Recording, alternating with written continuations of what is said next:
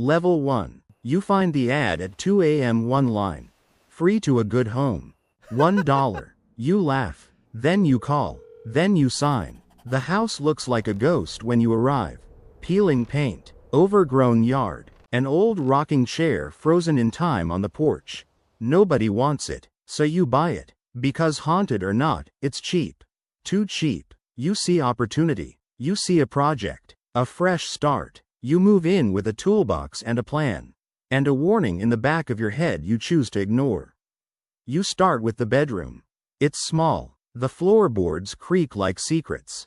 You strip wallpaper. You haul out drawers. You find sketches. Old grocery lists. A child's name carved under the windowsill. You tell yourself it's just a fixer-upper. You tell yourself that until the floor gives way. Level 2. A board caves under your foot. Just one. You kneel. You pry it up with a crowbar. Underneath is a metal seam. A rectangle, cold to the touch. A vault. A heavy, rusted lid.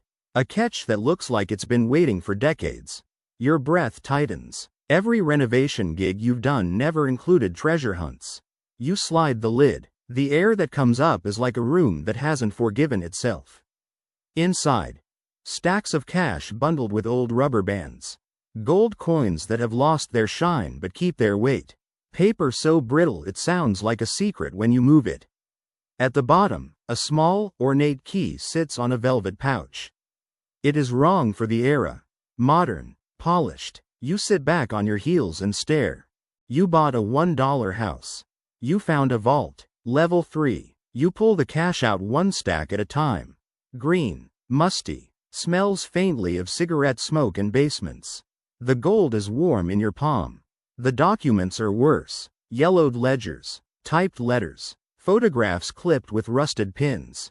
A name repeats. Dates. An address that points nowhere. A signature that means nothing to you. You find a police report, stamped and circled, from 30 years ago. You find a list of names with amounts beside them. Black ink, like an accounting of favors. You find a contract. Not legal at all. Everything is deliberate. Every page folded the same way. You read faster. The story that emerges is low and dirty. Money moved through this house. Payments made and records wiped. A man who vanished in 1992. A woman who took a secret to her grave. And the key. It fits a lock in a photo tucked into the ledger. A photo of a door you do not have. A map is sketched across the margins. Coordinates writ in shorthand. You swallow. Level 4. You step outside and look over your shoulder. The street is empty. The trees swallow sound. Something pricks at your spine. You are being watched. It takes a moment to notice the van at the corner. Not parked. Rolling slowly. The driver watches you open the trunk and stash a few bills in your pocket like an idiot. You tell yourself it is coincidence. You tell yourself people watch houses. Neighbors. Delivery drivers. The van's engine ticks. You lock the vault lid again, for now. You tuck the key into your pocket. You tape the floorboard back down imperfectly. You will come back. The documents weigh on you like atmosphere. You need choices. Fast. Level 5. Choice 1. Walk away. Sell the house. Take the cash and never ask questions. Choice 2. Go public. Call the police. Let them untangle this for you. Choice 3. Follow the trail. Use the key. Use the papers. Find whoever left it. Your hands shake. The house hums around you. You decide to follow the trail. Not out of greed, not only. Because you feel the injustice of a life erased in those pages. Because you want to know who used this home as a ledger. Because someone may come back for what you found. You start by copying the documents. Photographs with your phone. Names circled. You buy a burner phone. You rent a storage unit. You put the vault's contents in a locker under a fake name. You tell no one. Level 6. You trace the coordinates. They point to a warehouse miles away. Abandoned on paper. Active in the margins. You drive at dusk. Headlights cut through dust. There is a chain link fence. A padlock. Graffiti that could mean anything. The key in your hand throbs like a promise. It doesn't fit the padlock, of course. but it fits a small maintenance door behind the loader, hidden in shadow. You unlock it. Inside is another room. Another metal chest. This one is cleaner, newer. Inside, more cash. A passport with a different name.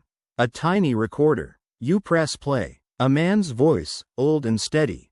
Find the ledger. Burn the list. Keep the key. Trust no one. The message clicks off. Someone left instructions. Someone who expected discovery. Level 7. You realize you're not the first to find the trail. Someone else has been watching for decades. Or they've followed you. The van returns at midnight. Different plate. Different driver. You hear muffled footsteps outside the storage unit. You close the door and hold your breath. A hand slides across the unit's metal seam. You tell yourself to be quiet. To disappear behind the boxes. The lock rattles. The bolt withdraws. A voice, low and unimpressed, says your name. You feel your name like a report card you never wanted to read. We know you found it, the voice says. We want it back. No questions. No trouble. You look at the key in your pocket and the recorder in your bag. You have choices again, a narrower corridor than before. Level 8. You lie. You say you don't know what they're talking about and sound like you mean it. They laugh. A loaded laugh. A man steps closer and the light catches a tattoo on his hand. You bolt. You run past cheap cardboard boxes and a half-empty corridor of forgotten things. You slam through a fire exit into rain and neon. You don't look back. You drive. You drive until the city bleeds into night, and your hands cramp. You stop at a motel that smells of bleach and regret. You listen to every car outside like it could be the end of the world. You have the vault's contents in a locker and the warehouse recorder in your pocket. You have the key. And a list of names that read like a ledger of sins. You realize those names belong to people who still breathe. People who were killed to keep an old secret buried. Level 9. You scope your options like a chessboard. Sell the gold. Split the cash. Buy a new life. Use the documents to blackmail. Threaten the living. Bring the materials to a reporter. Expose corruption. Or find the person who wrote the instructions. Ask why. You choose to find why. Because secrets like this demand context. Because you want to be the one to decide what to do with the past. You contact a journalist under a false name. You meet in a coffee shop with curtains and dim light. You slide a copy of the ledger across the table. This is bigger than us, you say. She studies the pages like someone tasting poison. They're going to come for you, she says. But they also want control. This could ruin people. Or it could ruin you. You leave her with a copy and your burner number. Level 10. Back in the house, you dig deeper. You pull up old floorboards with purpose now. You find a cavity behind the wall. A photograph taped to the studs. It shows the same van in front of your house. The license plate is clear enough. You cross-reference the plate. It belongs to a shell company. The list of names includes one that still runs a private security firm. You breathe. You realize the house was not the end of something. It was a hub. You realize the vault was never about money alone. It was about memory. Blackmail.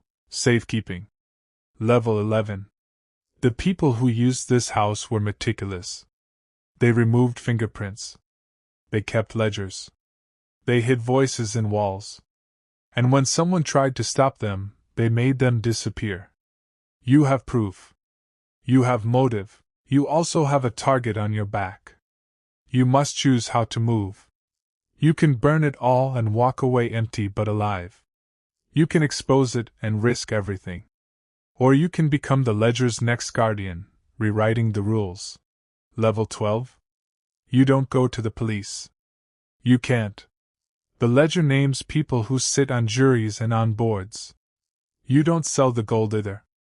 Instead, you play smart. You leak a portion of the documents to the journalist. You arrange for redactions. For protections. You secure the rest with lawyers and anonymous donors who like the idea of justice. You use the key one last time. You drive to a remote bank. A safety deposit box opens with a name that isn't yours. You lock the vault's original documents away. You breathe. Level 13. The van still watches sometimes. You watch back. You become careful the way people learn to breathe around smoke. You sleep with the key in the motel drawer. You get calls at odd hours. You ignore them. The journalist publishes a piece. It doesn't blow the world up. Not yet. But it cracks paint off an institution. A phone number on the list turns into a scandal. A small-time fixer goes to prison. It is not a defeat. It is not a victory. It is a beginning. Level 14. You sit on the porch of the $1 house one morning, coffee steaming in your hands. The floor still creaks underfoot. You press your palm to the wood where the vault sleeps below. You think about all the ways secrecy protects the powerful. You think about the way to found things. You think about the choice you made, to risk the safety of your life for the truth of someone else's. A shadow moves across the street. The van's door shuts. The driver stares but flicks the light off. You smile a small, dangerous smile. You are not naive. You are ready. Because you learn how to hide and how to expose. And because you now understand that a $1 house can hold the price of many lives. You tuck the key into a new place. You walk inside. You start to write.